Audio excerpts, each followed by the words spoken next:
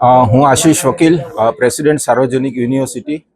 આજે આપણે સાર્વજનિક યુનિવર્સિટી દ્વારા એક આંતરરાષ્ટ્રીય કોન્ફરન્સનું આયોજન થયું છે, તેના માટે ભેગા થયા છે. અને કોન્ફરન્સનો થીમ છે ડિઝાઇનિંગ આઇડેન્ટિટીઝ.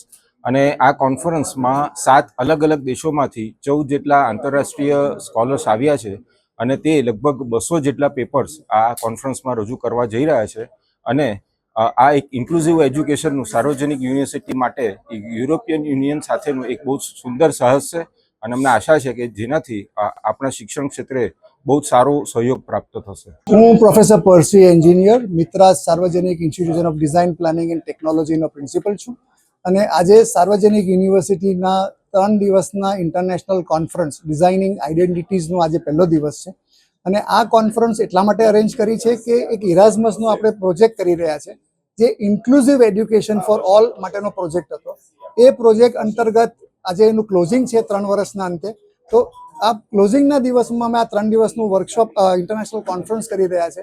અને એ સમજવાની કોશિશ કરી રહ્યા છે કે ઇન્ક્લુઝિવ એડ્યુકેશનમાં કયા કયા પરિબળો મહત્વના કામ કરતા હોય છે. અને એ અમારું અન્ડરસ્ટેન્ડિંગ એવું આવ્યું છે કે સૌથી મોટું પરિબળ હોય છે ઇકોનોમિક્સ, સૌથી મોટું પરિબળ હોય છે સોશિયલ, સૌથી મોટું પરિબળ હોય છે આપણું કલ્ચર, સૌથી મોટું પરિબળ હોય છે આપણું રિલિજન. એટલે આજે અમે દેશ વિદેશથી અલગ અલગ ડોમેનના એક્સપર્ટ્સને બોલાવ્યા છે. ઇકોનોમિક્સ માટે બોલવા માટે બેલ્જિયમથી ઇકોનોમિસ્ટ આવ્યા છે. યુરોપિયન યુનિયનના એક્સ એમ્બેસેડર ટુ નેપાલ અને બાંગ્લાદેશના હર એક્સેલન્સી મિસ રેન્ચર ટિયરિંગ આવ્યા છે. એટલે એ યુરોપિયન કનેક્શન કેવી રીતે અને ઇન્ટરનેશનલ કનેક્શનથી કેવી રીતે એડ્યુકેશનને ઇન્ક્લુઝિવ બનાવી શકાય તેની વાતો કરીએ છીએ.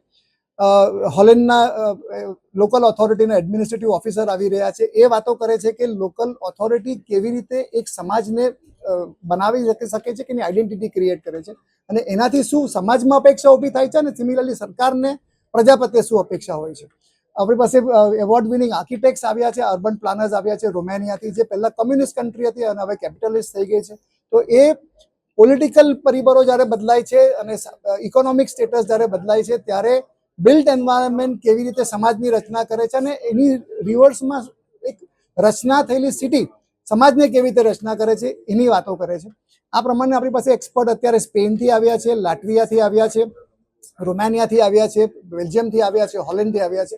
એટલે અલગ અલગ ડોમેનના એક્સપર્ટ્સને બોલાવીને અમારે એ સમજવું છે કે કયા પરિબળો એડ્યુકેશન પર અસર કરતા હોય છે, કયા પરિબળો એડ્યુકેશન પર હાવી થતા હોય છે, અને એને કેવી રીતે એડ્રેસ કરી શકાય, જેથી ભવિષ્યમાં આપણે જેને ઇન્ક્લુઝિવ એડ્યુકેશનની વાતો કરીએ છીએ એ પ્રશ્નનો એક બહુ રેશનલ જસ્ટિફાયેબલ સોલ્યુશન શોધી શકાય.